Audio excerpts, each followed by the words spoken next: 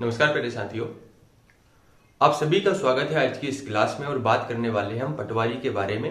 इन अंतिम जो 15 से 20 दिन बचे हुए हैं, इसमें किस प्रकार से हमारी तैयारी को इतनी बेहतर करी जाए कि हम सिलेक्शन ले सके, पटवारी बन सके। देखिए, बहुत सारी चीजें हैं जिनमें आज हम चेंजेस की बात करने वाले हैं, थोड़ा सा स्ट्रेटजी को लेकर बात करने वाले हैं, और कई बहुत सारे जो आपके मन में क्वेश्चन से चल रहे होंगे, उन सवालों को लेकर भी मैं यहाँ पर बात करने वाला हूँ कि कैसे तैयारी अभी करना है, क्या चीजें हैं।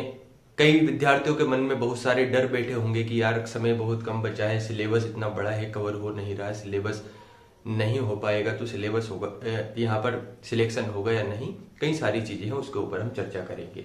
लेकिन इसके पहले मैं आप सभी से क्षमा चाहता हूँ, इतने टाइम से मैं वीडियो नहीं ला पाया।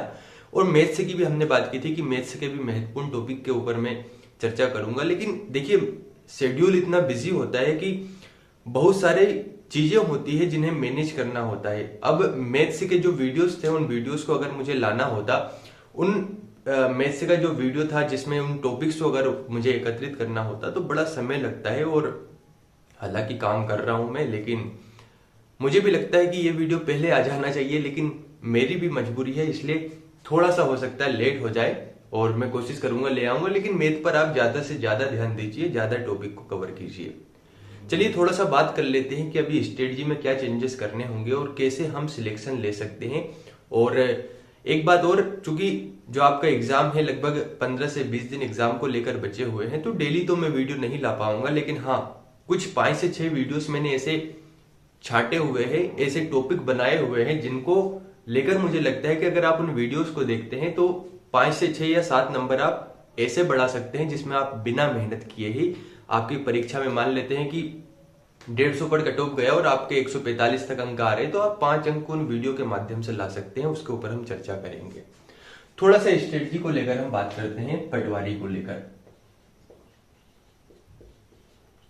देखिए, एक बात हम थोड़ा सा देखेंगे। अभी आबकारी आरक्षक का आप सभी ने एग्जाम दिया होगा या कुछ विद्यार्थियों के एग्जाम होंगे, तो आपने देखा होगा कि वर्तमान में एक चीज चल रही है।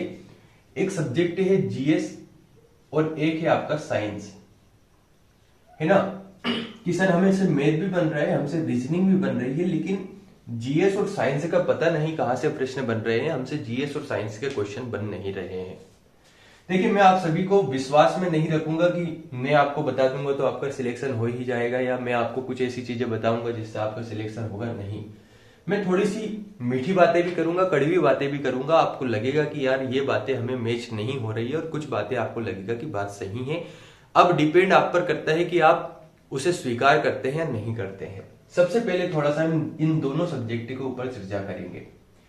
देखिए, कुछ विद्यार्थी ऐसे होंगे जिनका जीएस में जो हाथ है ना, कहते ना कि इंग्लिश में तो मेरी हालत बहुत गंभीर है, इस तरीके से जब विद्यार्थी कहते हैं, तो कुछ विद्यार्थियों की तो जीएस में हालत बड़ी खराब होगी कि सर हमें नहीं पता, हमें कुछ भी नहीं पता, हमसे मत पूछिए। ठीक है, सही। कुछ विद्यार्थी ऐसे होंगे जिन्हें साइंस को लेकर बड़ा ही मन में डर रहता होगा कि सर हमसे साइंस बनती नहीं है। लेकिन वहीं पर ये विद्यार्थी मैथ्स तो बना लेते हैं, रीजनिंग भी बना लेते हैं। इन दोनों में कहीं ना कहीं चीजें सही हो रही है। तो जो चेंजेस करना है वो क्या करना है, उसके ऊपर हम थोड़ा सा बात करेंगे। आप जानते हैं पटवारी में 200 नंबर का आपका पेपर आएगा, और इसमें इन दोनों सब्जेक्ट का जो वेटेज है वह रहेगा 50 नंबर का, 50 मार्क्स। और 50 नंबर बहुत बड़ी बात होती है किसी भी एग्जाम के लिए। तो ऐसा तो है नहीं कि इन सब्जेक्ट को हम छोड़ दें। समझना मेरी बात को, एक बार पूरा वीडियो देखिएगा। पूरा वीडियो देखने के बाद कोई निर्णय लीजिएगा, निर्णय पहले कभी नहीं लेना है। 150 नंबर का जो सिलेबस है वो सिलेबस थोड़ा सा अलग है, और 50 नंबर का जो सिलेबस है ये थोड़ा सा अलग है। अब मैं आपके सामने कुछ सब्जेक्ट लिख रहा हूं, उन 6 सब्जेक्ट के बारे में जो इसके अलावा बचे हैं। जैसे पहला हो गया हिंदी, दूसरा इंग्लिश, तीसरा यहां पर मैथ्स, इसके बाद रीजनिंग,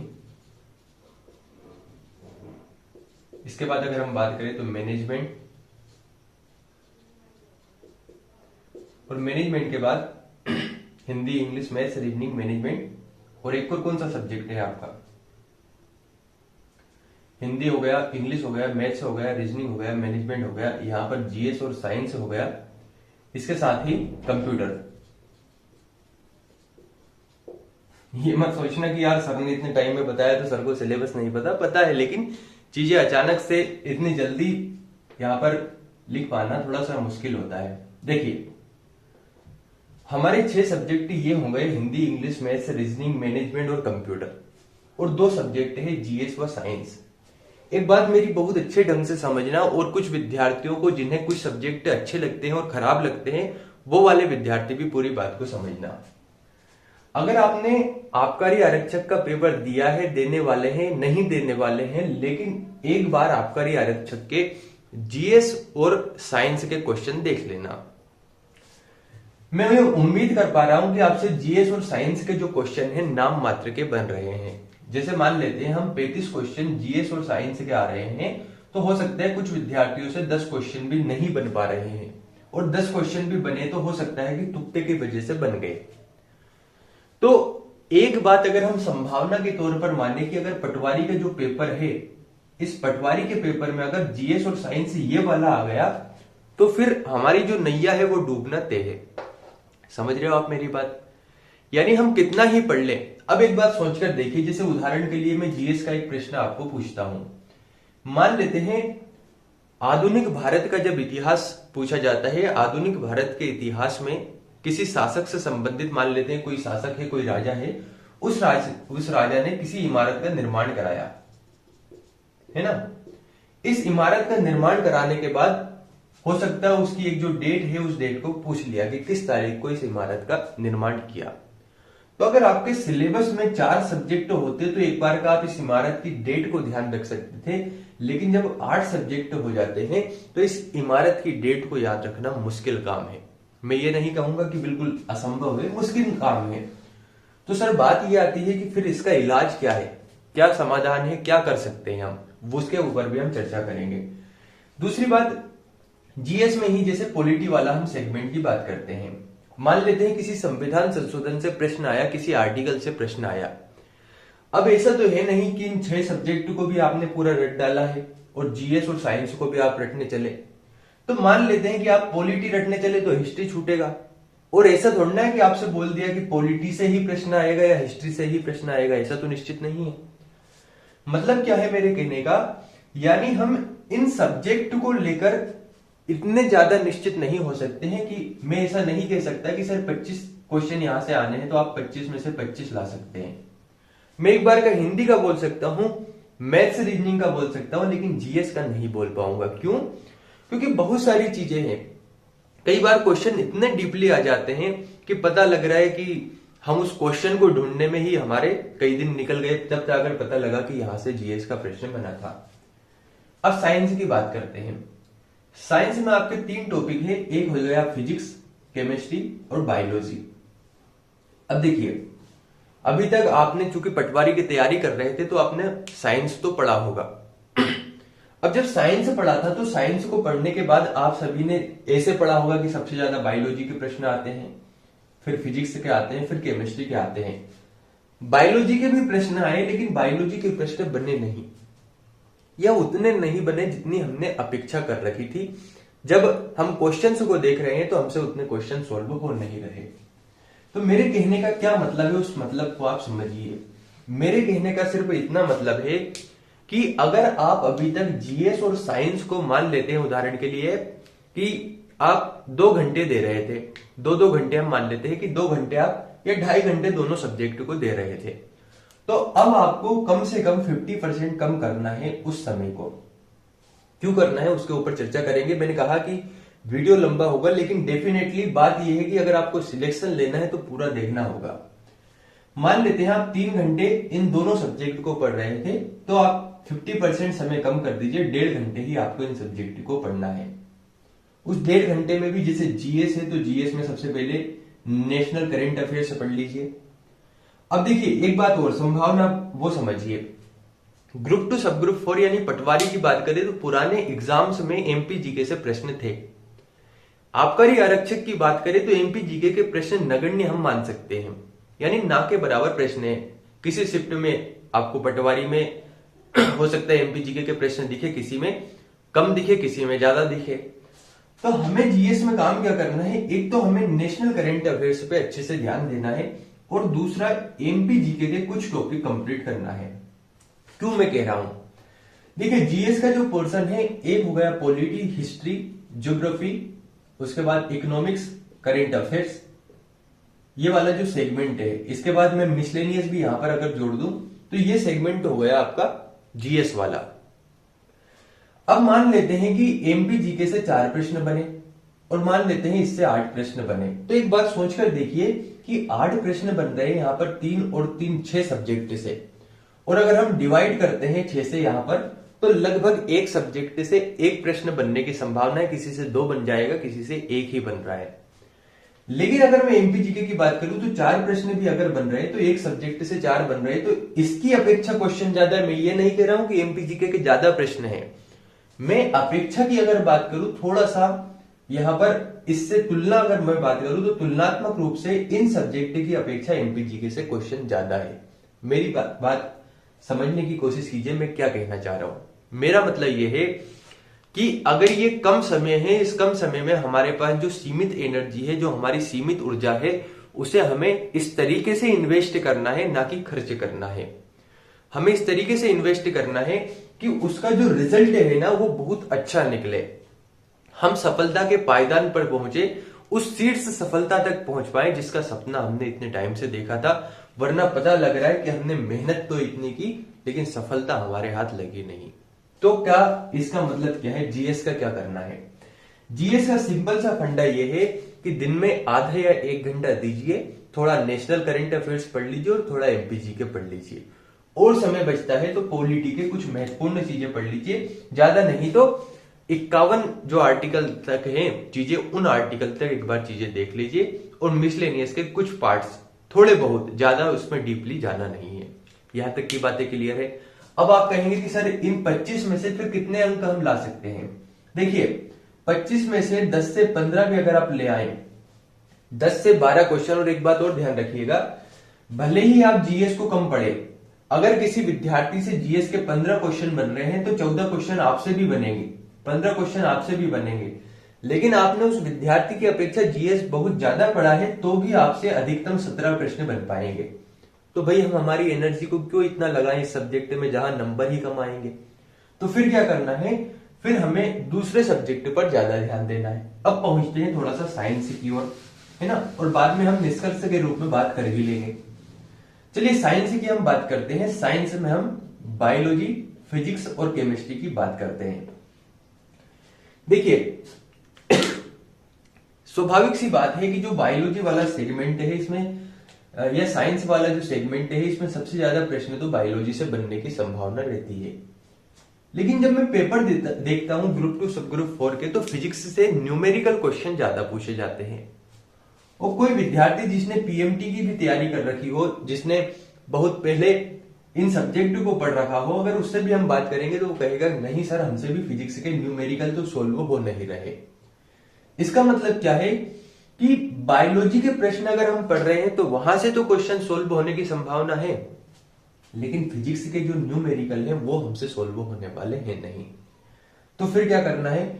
इसका मतलब हमें एक बात स्पष्ट समझ में आ रही है कि हमें सबसे ज्यादा समय तो वास्तव में बायोलॉजी को देना है, उसके बाद फिजिक्स और केमिस्ट्री का जो अनुपात है वो हमें सेम रखना है। जैसे अगर हमने बात की थी कि 45 मिनट हम इन तीनों सब्जेक्ट को पढ़ने वाले हैं, तो लगभग तय मानकर चलिए कि आपको कम से कम 25 मिनट बायोलॉजी को पढ़ना है और जो बचा समय है उसमें इन दोनों सब्जेक्ट को कवर करना है।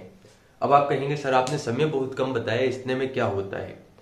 देखिए सफल विद्यार्थी वही है, और बात यह आती है कि सफलता से हमें मतलब है, हमें सब्जेक्ट रटने से मतलब नहीं है, हमें उन सब्जेक्ट में पीएचडी करने की जरूरत नहीं है।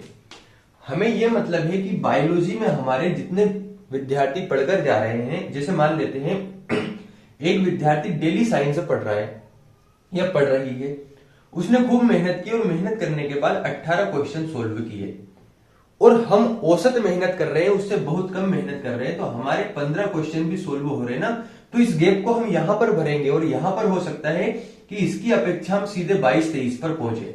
तो देखिए डिफरेंस आ रहा है यहां पर 4-4 अंकों का, और 4-4 अंक बहुत महत्वपूर्ण है इस एग्जाम के लिए। 4 अंक तो बहुत बड़ी बात होती है, 1 अंक आधा अंक भी महत्वपूर्ण हो जाता है किसी भी एग्जाम को लेकर। तो साइंस में क्या करना है, साइंस में बायोलॉजी पर अच्छी कमांड बना लीजिए, फिजिक्स और केमिस्ट्री को औसतन पढ़िए और उन चीजों को ज्यादा पढ़िए। आप किसी टीचर से बात कर सकते हैं कि सर हमें महत्वपूर्ण चीजें बता दीजिए, या मैं बात कर चुका हूं इन टॉपिक के ऊपर, उस पर आप चर्चा कर सकते हैं, है ना। व्यर्थ हमें समय गंवाना नहीं है, हमारे समय को इतने अच्छे तरीके से मैनेज करना है कि हम सिलेक्शन ले सके। अब देखिए, जिस प्रकार से आपका ही आरक्षक का जो एग्जाम हुआ उस हिसाब से कट ऑफ तो बहुत कम जाना है। मैं पटवारी की बात कर रहा हूं, उस तरीके का अगर पेपर आया है तो पटवारी का कट ऑफ कितना जा सकता है उसके ऊपर हम चर्चा कर लेंगे। अगर आप कहेंगे तो हम इसके ऊपर वीडियो लेकर आएंगे, एक अनुमान हम लगा सकते हैं। तो उस हिसाब से अब हमारी तैयारी कैसी होनी चाहिए उसके ऊपर हम चर्चा करते हैं। सबसे पहली बात ये आती है कि ये जो 6 सब्जेक्ट है सभी से 25 प्रश्न बनने हैं, और अगर 25-25 प्रश्न 6 सब्जेक्ट से बनने हैं तो 25 गुना 6 अगर हम करते हैं तो 150 प्रश्न यहां से बनने हैं। अब एक बात सोचिए, अगर मुझसे कोई पूछे कि सर इन 150 में से कितने अंक लाए जा सकते हैं, तो इन 150 में से आप 135 140 भी ला सकते हैं। और अगर मुझसे कोई पूछे कि सर जीएस और साइंस वाला जो 50 नंबर का सेगमेंट है इसमें हम खूब मेहनत करें तो कितने ला सकते हैं, तो आप यहां पर 30 से 35 ला सकते हैं। तो देखिए अंतर क्या है, अंतर यह है कि आप जो एनर्जी लगा रहे हैं, आप जो मेहनत कर रहे हैं, अगर यहां पर आप उस मेहनत को सही ढंग से लगाएंगे तो आपकी तैयारी में 4 चांद लग जाएंगे। आप मेहनत कर करके आपकी सफलता को पा सकते हैं और अधिक से अधिक अंक ला सकते हैं। अगर आप यहां पर 135 से 140 का टारगेट रख ले तो यकीन मानिए सिलेक्शन आप ले सकते हैं। अब कुछ ऐसे विद्वान भी होंगे जिन्हें बातें पचती नहीं है कि सर हमें यह बात पच ही नहीं रही कि 140 अंक यहां से लाए जा सकते हैं, तो यहां पर मेहनत कर लो, यहां पर 50 में से लाकर बता दो मुझे 50 अंक 40 अंक, नहीं आ पाएंगे। बहुत मेहनत करनी होगी, आप पीएचडी करना होगा, इन सब्जेक्ट की गहराई में उतरना होगा, जब जाके आप इतने नंबर यहां पर लाएंगे। लेकिन एक बात मैं यकीनन कह सकता हूं, जितनी मेहनत आप जीएस और साइंस में कर सकते हैं, अगर उसका 80% मेहनत भी आप इन 6 सब्जेक्ट में कर लेना तो कोई बड़ी बात नहीं है 140 अंक लाना, और इतने अंक लाकर आप सफलता तक पहुंच सकते हैं। लगभग हम तय मानकर चलिए कि 140 का टारगेट बना रहे, तो अगर हमारे 125 से 130 भी आ गए ना, तो इन सब्जेक्ट को हम थोड़ा थोड़ा करके भी कवर कर सकते हैं और सिलेक्शन ले सकते हैं। अब बात ये आती है कि सर किस में कितने अंक आ सकते हैं और कैसे आ सकते हैं और किस प्रकार से इन्हें पढ़ना है। सबसे पहले चूंकि आपको मैथ को लेकर बहुत सारे डाउट है और कई विद्यार्थियों के मन में मैथ्स का डर है कि सर हमसे तो मैथ्स बनता नहीं है और आप तो मैथ्स पढ़ने की बात कर रहे हैं, तो अब हम क्या करें। चलिए मैं थोड़ा सा मैथ्स के ऊपर चर्चा कर लेता हूं और आपके जो डाउट है मैथ्स को लेकर, गणित को लेकर, वो सारे क्लियर करता हूं। मैं ये मानकर चलता हूं कि मैथ्स में लगभग 25 टॉपिक है। आप जोड़ लीजिए, नंबर सिस्टम है, रेशो प्रोपोर्शन है, इसके बाद परसेंटेज है, प्रॉफिट एंड लॉस है, इसके बाद अगर हम एडवांस की बात करें तो एडवांस के भी सभी टॉपिक अगर हम जोड़ लेते हैं, ट्रेन है, इसके बाद जो भी सब्जेक्ट हैं, है ना, इन सब्जेक्ट के जो मैथ्स के जितने भी टॉपिक है अगर हम इन्हें जोड़ ले तो लगभग 25 प्रश्न पूछे जा रहे हैं। अब देखिए, अगर मैं तैयारी करता तो मेरे तैयारी करने का क्या तरीका होता, उस बात को समझिए। मैथ्स को मैं कैसे कवर करता, 2 बातें होती है। एक चीज तो ये कि आप एक सब्जेक्ट या एक टॉपिक से संबंधित जो एक पैटर्न है, इस एक पैटर्न के या तो आप 10 क्वेश्चन सोल्व कर लीजिए, या इस एक पैटर्न के एक क्वेश्चन को आप 10 बार सोल्व कर लीजिए। नहीं समझे होंगे आप मेरी बात। जैसे मैथ्स में जो 25 टॉपिक है ना, इस 25 टॉपिक में हर एक टॉपिक से हम मानकर चलते हैं लगभग 10 प्रकार के प्रश्न आते होंगे। जैसे उदाहरण के लिए एक बात समझिए, जैसे मान लेते हैं एक टॉपिक है साझेदारी। साझेदारी को हम कहते हैं पार्टनरशिप, है ना। मैथ्स में एक टॉपिक हो गया पार्टनरशिप यानी साझेदारी। अब साझेदारी से 4-5 प्रकार के मान लेते हैं क्वेश्चन बन रहे हैं। एक क्वेश्चन ये बन गया कि मान लेते हैं एक व्यक्ति है जिसने इतने रुपए इन्वेस्ट किए, 6 महीने बाद किसी दूसरे व्यक्ति ने इतने इन्वेस्ट किए, तो बताइए कि अंत में लाभ क्या है, उनका अनुपात क्या है। एक तो ये उसका पैटर्न होगा, एक टाइप हो गया। अब एक बात बताइए, आपने इस क्वेश्चन को अच्छे से पढ़ लिया, इसकी प्रैक्टिस कर ली, अब बस यहां पर डिजिट चेंज होकर, अगर अंक चेंज होकर कोई नया क्वेश्चन बनता है तो आप इसे सोल्व कर पाएंगे या नहीं। आप इसे सोल्व कर लेंगे, क्यों? क्योंकि आपके पास पैटर्न है, आपको पता है कि इसका जो बात कर सकते हैं पैटर्न क्या है ना। इसके पैटर्न के बारे में अगर आपको जानकारी है तो आप इसे कर सकते हैं। जैसे उदाहरण के लिए मान लेते हैं कि आपने बाइक चलाना सीखा है ना, आपने कोई सी भी बाइक चलाना शुरू किया और आप बाइक चलाना सीख गए। अब जो आपकी बाइक है उस बाइक के अलावा क्या आप दूसरी बाइक चला पाएंगे या नहीं चला पाएंगे? तो आप कहेंगे सर अब हमें दुनिया की कोई सी भी बाइक दे दीजिए, हम उसे आसानी से चला सकते हैं। हाँ, थोड़ा सा समय लगेगा, थोड़ी सी हमें दिक्कत आ सकती है शुरुआत में, थोड़ी सी चेंजेस होते समय, लेकिन हाँ अगर बाइक हमारे सामने है तो हम उसे चला सकते हैं और हमें कॉन्फिडेंस है कि हम उसे चला सकते हैं। ठीक ऐसे ही जब एक बाइक को सीखने के बाद आप सभी तरीके की, चूंकि बाइक तो अलग अलग तरीके की है, लेकिन आप क्यों चला पा रहे? क्योंकि आपको उसका पैटर्न पता है कि चलाई कैसे जाती है। ठीक ऐसे ही अगर आप इस क्वेश्चन के पैटर्न को समझ गए तो इस पर आधारित भले ही 100 क्वेश्चन आ गए है ना, आप इसे सोल्व कर जाएंगे। अब साझेदारी में एक पैटर्न ये हो गया। दूसरा पैटर्न आया, मान लेते हैं कि दो व्यक्ति हैं, उनके लाभ का अनुपात 1:2 है और एक व्यक्ति इतने दिनों तक अपने पैसों को इन्वेस्ट करता है तो दूसरे व्यक्ति कितने दिनों तक यहां पर पैसों को इन्वेस्ट कर रहा है। अब ये दूसरा इस तरीके से आ गया। अब मुझे बताइए, इस पैटर्न को आपने सोल्व किया, ये साझेदारी का दूसरा पैटर्न हो गया। अब इस पर आधारित अन्य प्रश्न जैसे ही बने तो आप सोल्व कर पाएंगे या नहीं कर पाएंगे? तो आप कहेंगे सर हम इस पर भी कितने ही प्रश्न बन जाए हम इस तरीके के पैटर्न को सोल्व कर देंगे। तो अगर हम औसतन देखें तो जैसे साझेदारी में मान लेते हैं 5 प्रकार के पैटर्न हैं, कोई बड़ा टॉपिक है उसमें 10 हो गए या 12 हो गए। तो अगर मैं औसतन बात करूं तो प्रत्येक टॉपिक से लगभग हम 10-10 प्रकार के पैटर्न यहां पर देख सकते हैं। और अगर 25 टॉपिक में प्रत्येक टॉपिक से 10 पैटर्न भी हम जोड़कर रखते हैं तो लगभग 250 पैटर्न हैं पूरे मैथ्स में। और 250 पैटर्न के अगर आप जैसे मान लेते हैं 250 पैटर्न है पूरे मैथ्स के, अगर आप 250 पैटर्न के लगभग 500 प्रश्न भी सॉल्व कर लेते हैं तो आपका काम आसानी से होगा। मैं कहना यह चाह रहा हूं कि जो आपका एक पैटर्न है ना, इस एक पैटर्न पर आधारित एक ही क्वेश्चन कीजिए, पर उसे बहुत अच्छे ढंग से कीजिए। इसको सोल्व किया, 3 दिन बाद 4 दिन बाद फिर इसका एक बार रिवाइज किया, फिर इसकी प्रैक्टिस की, फिर 3-4 दिन बाद प्रैक्टिस की। हमें पैटर्न हमारे माइंड में, सबकॉन्शियस माइंड में इस तरीके से बैठ जाते हैं और इसका एक ही तरीका है प्रैक्टिस प्रैक्टिस प्रैक्टिस। रटना नहीं है, ये नहीं कि मैथ का चैप्टर निकाला और हिंदी की तरह देख लिया कि हाँ ये ऐसे सोल्व हुआ, नहीं। आप बस 500 इन क्वेश्चंस को लगा लीजिए और 500 क्वेश्चंस को लगाने के बाद इस पर आधारित चाहे 5000 प्रश्न आ जाए, ये यहां पर 50,000 प्रश्न आ जाए, कितने भी प्रश्न आ जाए आप कर सकते हैं। क्यों? क्योंकि पैटर्न हमें पता है, हमें गाड़ी चलाना पता है, चाहे दुनिया की कोई सी भी गाड़ी दे दे हम उसे चला सकते हैं। तो मैथ्स का अगर मेरे हिसाब से मैं चीजें आपको बताऊं तो 25 टॉपिक के प्रत्येक पैटर्न को अच्छे से समझ लीजिए कि यहां से ये क्वेश्चन बना है, इसे सोल्व करने का क्या तरीका है। जैसे मान लेते हैं नंबर सिस्टम में, है ना, नंबर सिस्टम में मान लेते हैं 10 पैटर्न है, तो इन 10 पैटर्न को समझ लीजिए कि ये ऐसे सोल्व होते हैं। अब आपसे कोई कैसा भी प्रश्न दे दे आप तो उससे सोल्व कर देंगे। क्यों? क्योंकि आपको पता है, बस डिजिट चेंज होगी। और एक बात और, थोड़ा सा मैं आपसे हाथ जोड़कर ये बात कह रहा हूं, थोड़ा सा आपकी जो कैलकुलेशन है ना, इस पर जरूर ध्यान दीजिए। आप पहाड़े याद कीजिए, पहाड़े के बाद आपको कम से कम स्क्वायर याद होना चाहिए, क्यूब याद होना चाहिए, ये 3 चीजें तो आपको याद होनी चाहिए। होता क्या है, जैसे मान लीजिए 27 इंटू 27 आ गया। जब हम एग्जाम में बैठते हैं तो एग्जाम देते समय वो 3 घंटे हमें मालूम होते नहीं है समय कैसे निकल जाता है। अब आप वहां पर गुणा कर रहे हैं कि 7 49, 7 का 7 में भाग यहां पर गुणा कर रहे हैं, फिर 7 दून 14, तो ये मूर्खता है। इससे आप विद्वता नहीं कह सकते, भले ही आप उसका आंसर आपको पता है, लेकिन ये मूर्खता है। इसका बेहतर ये होगा कि अगर आपको 27 का स्क्वायर पता है तो आपने वहां पर लिखा कि हाँ 729 और ये हो गया आपका गुणा। तो हमें समय को बचाना है। ठीक ऐसे ही जब आप इन 500 क्वेश्चन को सोल्व करेंगे तो कई जगह ऐसा आएगा, जैसे मान लेते हैं ये आ गया आपका 35 गुणा 35।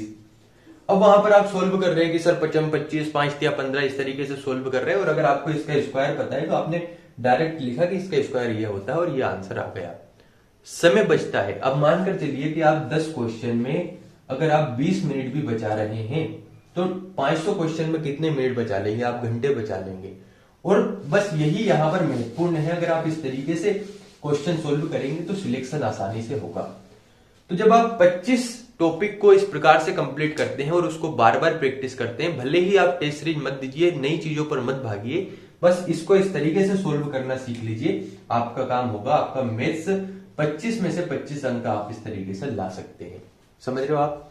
तो कोई भी विद्यार्थी, मैं आपसे हाथ जोड़कर कहता हूं, अगर आप अभी तक मैथ्स से डरकर भागते आए हैं तो मैं ये नहीं कहूंगा कि आपको मैथ्स नहीं पढ़ना चाहिए, क्योंकि मैं इसका कारण जानता हूं कि अगर आप जीएस और साइंस में आप 10-10 घंटे लगा रहे हैं, एक बार 5 घंटे, 4 घंटे, 2 घंटे, 1 घंटे देकर तो देखिए, है ना।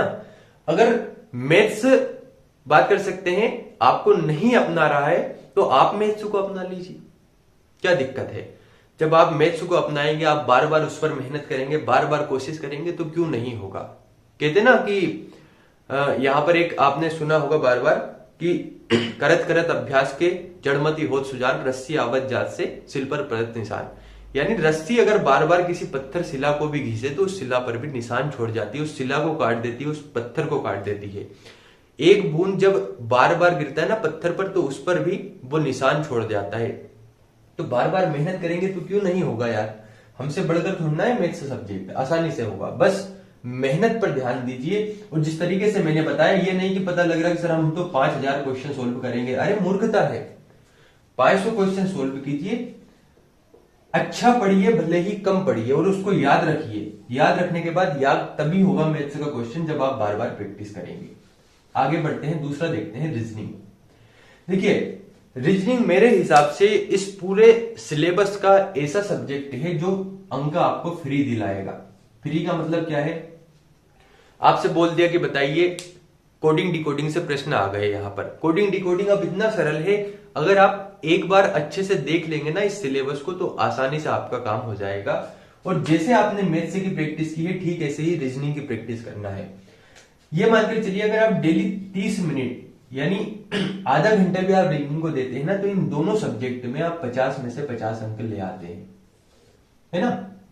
दोनों का वेटेज है 50 अंकों का, और आप आसानी से 50 अंक ले आएंगे। तो मैं मानकर चलता हूं कि मैथ रीजनिंग के आपके 50 अंक कंप्लीट होते हैं। अब पता है, मैं आपको एक चीज और बता देता हूं, कुछ लोगों को यह बात पचेगी नहीं, क्योंकि उन्हें होता क्या है, मेरा ये वीडियो देखेंगे, वीडियो देखने के बाद अब सोचेंगे कि चलो ये तो पता लग गया, अब आगे क्या, अब कोई नई चीज देखते हैं, अब कोई नई चीज देखते हैं। तो बेटा भटकते ही रह जाओगे, कुछ नहीं लगेगा हाथ। मेहनत करनी होगी। अगर आप सोचते हैं कि सर कोई ऐसी दवाई बना दे और दवाई बनाकर हमें खिला दे और उसके बाद सोचे कि एक चमत्कार उत्पन्न होगा और हमारा सिलेक्शन हो जाएगा, तो ऐसा होता नहीं है। संघर्ष की एक लंबी श्रृंखला होती है, उस संघर्ष को करना होता है। और मैं तो आपको वो चीजें बता रहा हूं जो शायद ही है कि कोई सफल व्यक्ति आपको बता पाएगा, या ये जो निचोड़ है ना, मैंने कई अनुभव के बाद, कई विद्यार्थियों के इंटरव्यू देखने के बाद, कई विद्यार्थियों से मिलने के बाद जो सफल है उनके बाद इन चीजों के निष्कर्ष पर पहुंचा हूं। तो आपके ऊपर निर्भर करता है आप क्या करते हैं। कुछ को लगेगा सर नहीं लाए जा सकते और वो ऐसे ही अगले वैकेंसी की तैयारी करेंगे, किसी अन्य सब्जेक्ट की तैयारी करेंगे, इसको छोड़कर अगले एग्जाम की तैयारी करेंगे। और कुछ सीरियस तरीके से कि हाँ सर हमें तो विश्वास है आपकी बातों पर, हम इस बात को आजमाएंगे और हम मेहनत करेंगे और सिलेक्शन लेकर दिखाएंगे। तो इन दोनों में हम मान लेते हैं मैथ्स और रीजनिंग, तो मैं इसे यहां पर मार्क कर देता हूं।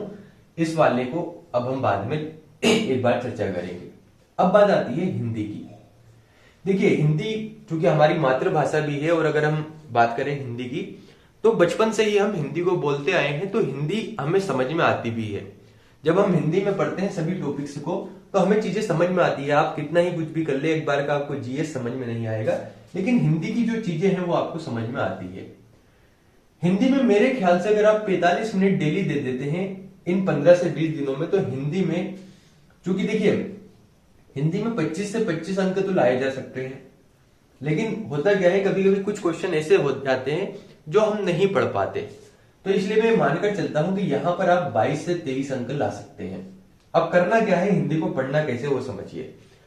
सबसे पहले हिंदी के उन महत्वपूर्ण टॉपिक को कंप्लीट कीजिए जिसके बारे में मैं चर्चा कर चुका। मैंने एक वीडियो बनाया था कि हिंदी के ये महत्वपूर्ण टॉपिक्स है, इन्हें एक बार आपको पढ़ना है। यहां से प्रश्न 25 में से 20 प्रश्न बनने की संभावना रहेगी। अब जैसे आपने संधि के बारे में पढ़ा, तो ये नहीं कि संधि से संबंधित 10,000 क्वेश्चन लगाने लग गए, नहीं। संधि की एक बेसिक सी समझ आपने डेवलप की कि यार अगर मान लेते हैं नैना भी राम, ये आपके सामने क्वेश्चन है, तो ये कैसे विच्छेद होगा और ये किस संधि से संबंधित है। बेसिक अगर आपके क्लियर है ना, तो बेसिक क्लियर होने के बाद कैसा भी क्वेश्चन आपके सामने आ जाए आप उसे सोल्व कर लेंगे। घर की अगर नींव मजबूत है, आपका बेस मजबूत है, तो आप कितनी ही बड़ी मंजिल, कितनी ही बड़ी दीवारें, कितनी ही यहां पर बात कर सकते हैं, कितनी ही बड़ी मंजिल उस पर खड़ी कर दे, उससे फर्क नहीं पड़ेगा। लेकिन बेस अगर आपका मजबूत नहीं है, पता लग रहा 15,000 क्वेश्चन लगाने बैठ गए और आपको पता ही नहीं है कि यण संधि क्या होती है, तो इससे काम होगा नहीं। ठीक है, ऐसे ही समाज में समझिए कि अवयवी भाव समाज है क्या आखिर। देखिए, अगर आप 5 क्वेश्चन देख लेते हैं या 5 उदाहरण देख लेते हैं और आपको वो समाज समझ में आ गया, तो फिर भले ही 50 क्वेश्चन मत लगाइए, बस उसकी बेसिक से समझ डेवलप कर लीजिए कि यार द्विगु समास ये है, द्वंद्व समास ये है, अव्ययी भाव समास ये है, कर्मधारा ये है, थोड़ा सा इनमें अंतर क्या है। कहीं कहीं क्या होता है, विरोध का भाव दिखता है कि यार यही चीजें मुझे अवयवी भाव में लग रही है और यही वाला किसी दूसरे समास में लग रही है। तो वहां जो विरोध है, उस विरोध को वहीं पर समझने की कोशिश कीजिए कि आखिर दोनों में माइनर सा भी अगर डिफरेंस है तो क्या है। और क्वेश्चन वहीं से बनते हैं जहां पर कंफ्यूजन की स्थिति उत्पन्न होती है। 2+2 4 ये प्रश्न नहीं बनेगा, लेकिन अगर यहीं पर कोई ऐसी चीज है जहां पर थोड़ा सा कंफ्यूजन क्रिएट हो जाए, कुछ जो डिजिट होती है वहां पर, तो क्वेश्चन बन जाता है। तो हिंदी में जैसे समास को इस तरीके से कंप्लीट कर लीजिए, विलोम शब्द पढ़ लीजिए, वहां से प्रश्न बनते ही हैं। इसके बाद अनेकार्थी शब्द से प्रश्न बनते हैं, पर्यायवाची से प्रश्न बनते हैं। एक विद्यार्थियों की मैंने गलती ये भी देखी है, कई विद्यार्थियों की, जैसे पर्यायवाची शब्द है। अब ये क्या करेंगे कि पर्यायवाची शब्द को पहले तो टारगेट बनाएंगे कि हम 500 पर्यायवाची शब्दों को याद करेंगे, और ये आपकी सबसे बड़ी गलती होती है। माइंड को बताइए कि भाई मैं एक दिन में 25 पर्यायवाची ही याद करूंगा, लेकिन ऐसे याद करूंगा कि यहां से प्रश्न आया तो मेरा गलत नहीं होगा। इस तरीके से पढ़ने से लाभ होता है, ना कि 500 को आपने पढ़ा निकल गए, उससे कोई मतलब नहीं है। तो पर्यायवाची, विलोम शब्द, अनेकार्थी शब्द, इनको अच्छे से पढ़ लीजिए। अब देखिए, हिंदी के कुछ टॉपिक ऐसे होते हैं जो फ्री में नंबर दिलाएंगे। वाक्य के बारे में पढ़ रहे हैं आप, यार सरल वाक्य क्या होता है, मिश्रित वाक्य क्या होता है, ये वाक्य होते क्या है और क्या क्या इनमें मेन चीजें होती है। आप यहां पर चिन्हों के बारे में पढ़ रहे हैं कि बात कर सकते हैं, यहां पर अल्प विराम क्या होता है, पूर्ण विराम क्या होता है। अब मेरे ख्याल से अगर मुझसे पूछे तो ये फ्री के अंक हैं, इन्हें सिर्फ आपको 5-10 मिनट देखना है, रोज थोड़ा सा देख लीजिए, यहां से प्रश्न बना, फ्री के अंक है। छंद को देख लीजिए कि हाँ रोला ये होता है, सोरठा ये होता है, कुंडलिया छंद ये होता है, मालती छंद ये होता है, अरविंद ये होता है, अरसाद ये होता है, सवैया ये होता है। बेसिक सी जो समझ है ना, उसे डेवलप कर लीजिए, प्रश्न आपका सोल्व होना निश्चित है। और अगर आप यहाँ पर भागते रहे कि यार इतने क्वेश्चन यहाँ से महत्वपूर्ण है, ये है, तो कुछ नहीं होना जाना है। एक समय के बाद चीजें इकट्ठी रखी रहेगी और पता लग रहा है कि पढ़ा कुछ भी नहीं है और हमने एकत्रित इतना सारा कर लिया है, तो ऐसे में एग्जाम निकलता नहीं है ना। तो हिंदी के इस तरीके से टॉपिक को आप कंप्लीट कर लीजिए। अब थोड़ा सा कंप्यूटर की ओर बढ़ रहे हैं। अगर हिंदी में मैं मानकर चल रहा हूं कि आप 25 में से 23 अंक ला सकते हैं, तो कंप्यूटर में भी आप 20 से 22 अंक तो ला ही सकते हैं। अब मैं यहां पर 23 क्यों नहीं लिख रहा हूं, उसके पीछे कारण समझिए। देखिए, हिंदी फिर भी कंप्यूटर की अपेक्षा सरल है, लेकिन कंप्यूटर के कुछ शब्द थोड़ा सा अगर टेक्निकल यहां पर पूछ लिए गए, मान लेते हैं MS वर्ड है, MS एक्सेल है, यहां से बहुत डीपली ही प्रश्न पूछ लिए तो क्या करेंगे।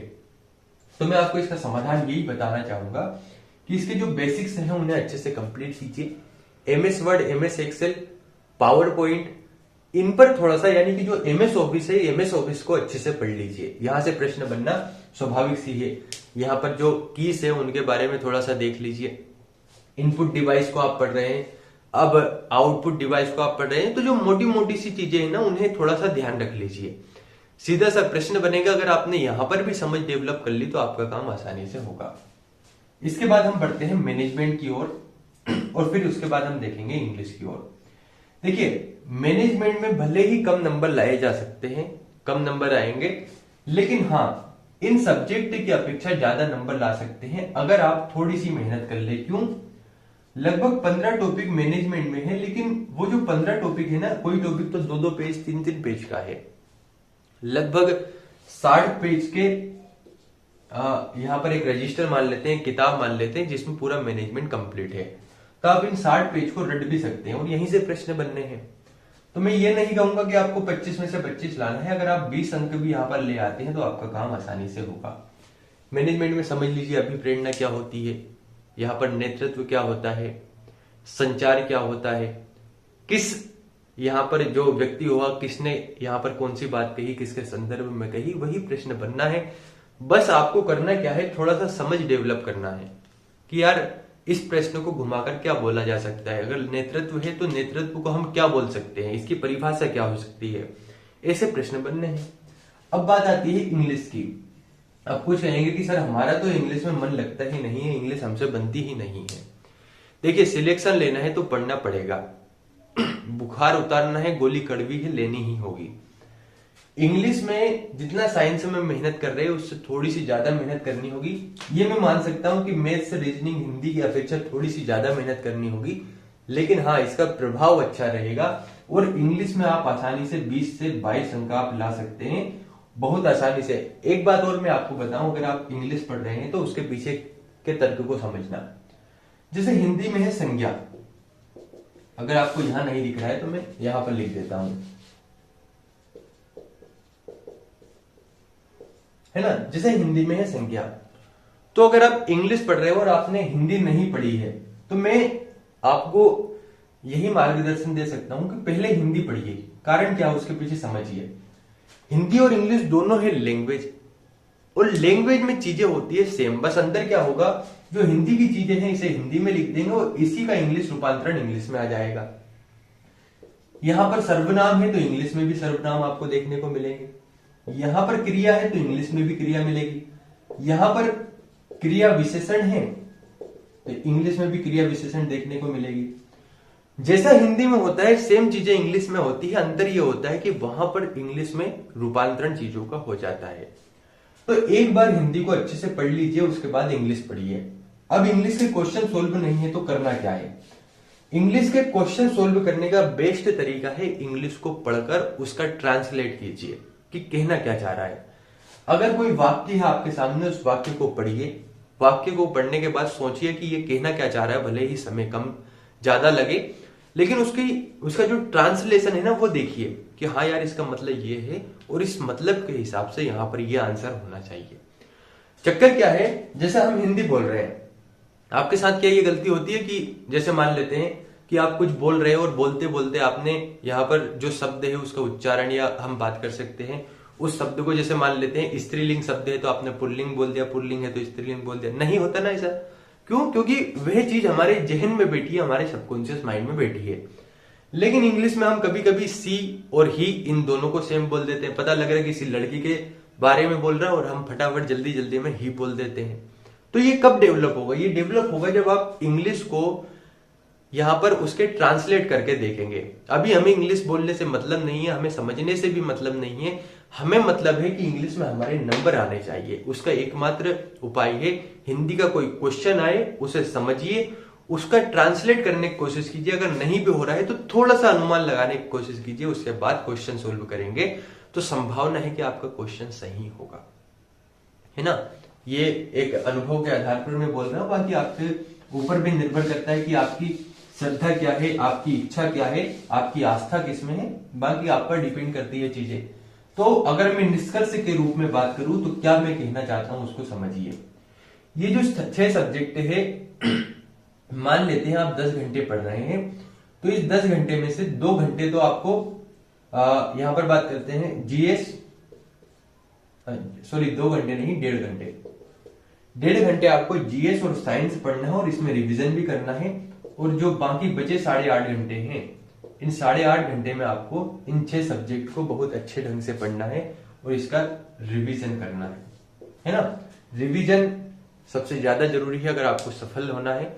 और अगर मन में डर लग रहा है कि सिलेक्शन होगा या नहीं, तो हम इसके ऊपर भी बात करेंगे। आप चाहते हैं कि सर कट ऑफ का भी एक वीडियो लाइए, तो उसके ऊपर भी हम चर्चा करेंगे। कमेंट करके बताइएगा कि ये वीडियो कैसा लगा। और मैंने इस वीडियो को बनाने के पहले बहुत सारी चीजें सोची कि यार कैसे बनाना चाहिए, तभी तो मजे आ पाते ना यार। चीजें अगर आप सही डिलीवर कर पाए तो कोशिश कीजिएगा कि इस हिसाब से आप तैयारी करें। बाकी आपकी इच्छा है, आपके ऊपर निर्भर करता है, आप पर डिपेंड करता है कि आप कैसे इस एग्जाम को समझते हैं। कमेंट करके बताइए कैसी चीजें लगी और मस्त रहिए। अच्छे से तैयारी करना है, ज्यादा परेशान नहीं होना है। जितनी परेशानी बढ़ाएंगे उतना ही आप प्रोडक्टिव कम हो पाएंगे। तो परेशानियों को अभी कह दीजिए कि अभी हम एग्जाम के बाद तुम्हें देखेंगे, पहले हमारा फोकस केवल एग्जाम पर है, हमारी तैयारी पर है। बहुत बहुत धन्यवाद।